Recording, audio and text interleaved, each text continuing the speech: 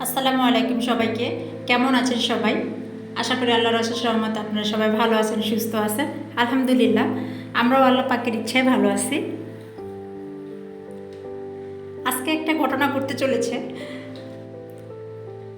আজকে সাফিন সাইকেল কিনতে আসছে, কিন্তু আজকে কিন্তু সাইকেলটা সাফিনের কেনার কথা ছিল না।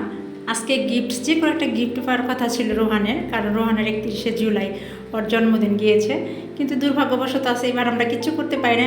কোনো সময় আমি জাঁকজমকভাবে কিছু করি নাই, কিন্তু ঘরের মধ্যে যেটুকুই করি সেটাও এবার করি নাই, করা হয় না কোনো একটা কারণটা হলো যে আমার বড় ছেলেটার অনেক জন্ডিস।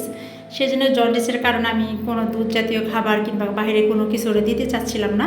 তার জন্য এবার আমরা জন্মদিনের কোনো ছোটো করেও কোনো আয়োজন করে নেই ওর জন্য। আজকে সেজন্য বলতেছি যে একটা ঘটনা ঘটতে চলেছে। আজকের সাফিনের জন্য সাইকেল কিনতে আসা হয়েছে দোকানে, কিন্তু রোহানে এখন পর্যন্ত জানে না যে সাফিনের জন্য সাইকেল কেনা হচ্ছে। বাসায় নেওয়ার পরে যে কী হবে সেটা আল্লাহ জানে। যখন যাই হোক, আল্লাহ ভরসা। সাফিন কতদিন যাবতীয় একটা সাইকেল কিনতে চাচ্ছে, অনেক দিন হয়েছে, কিন্তু সাইকেল অলরেডি ও 3টা সাইকেল ও নষ্ট করেছে। একদম ছোটো সময় থেকে এ পর্যন্ত ও 3টা সাইকেল নষ্ট করেছে।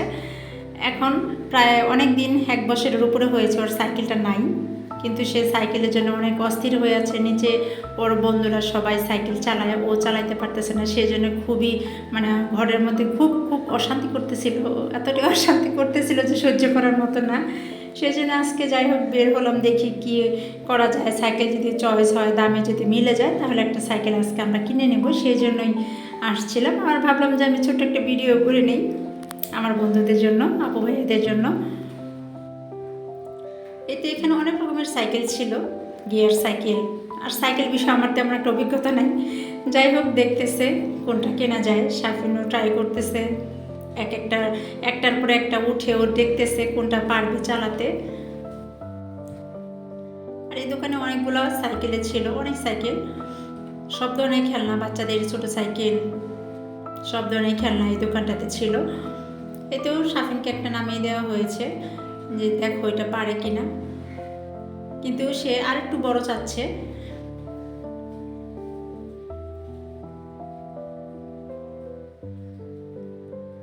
আজকে 31শে জুলাই রোহানের জন্মদিন ছিল, কিন্তু ওইতেও বললাম যে রোহানের সমস্যার কারণে, অসুস্থতার কারণে আমরা জন্মদিনটা পালন করে নাই। আর ওর জন্য কোনো গিফটও কেনা হয় নাই।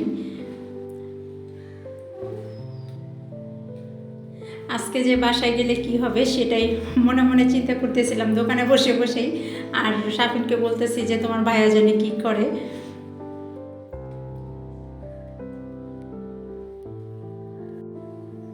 এই তো আমরা তো সাইকেল চয়েস করে রেখে আসছিলাম, পরে রোহানের বাবা রাত্রে নিয়ে আসছে, আমরা সাইকেল রেখে চলে আসছি।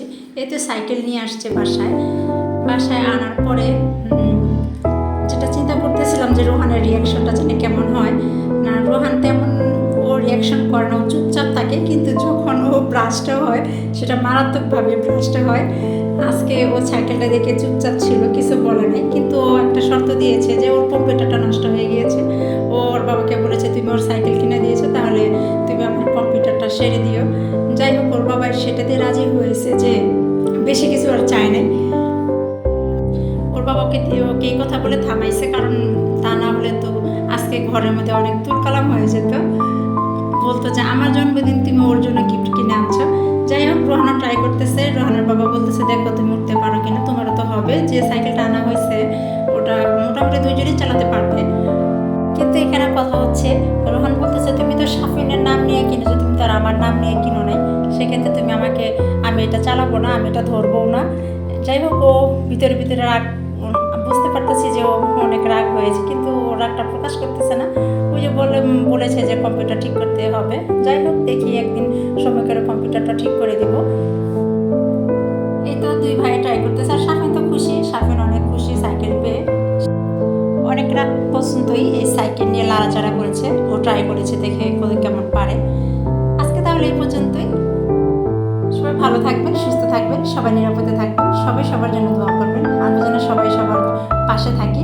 আর ভিডিওটা দেখার আগে কিন্তু একটা লাইক কিন্তু অবশ্যই দিব। আমি কিন্তু সবসময় লাইকটা দিই সবার ভিডিও, আমি আপু ভাইদের যে ভিডিওগুলো দেখি সবার ভিডিও কিন্তু আমি লাইক দিয়ে শুরু করি।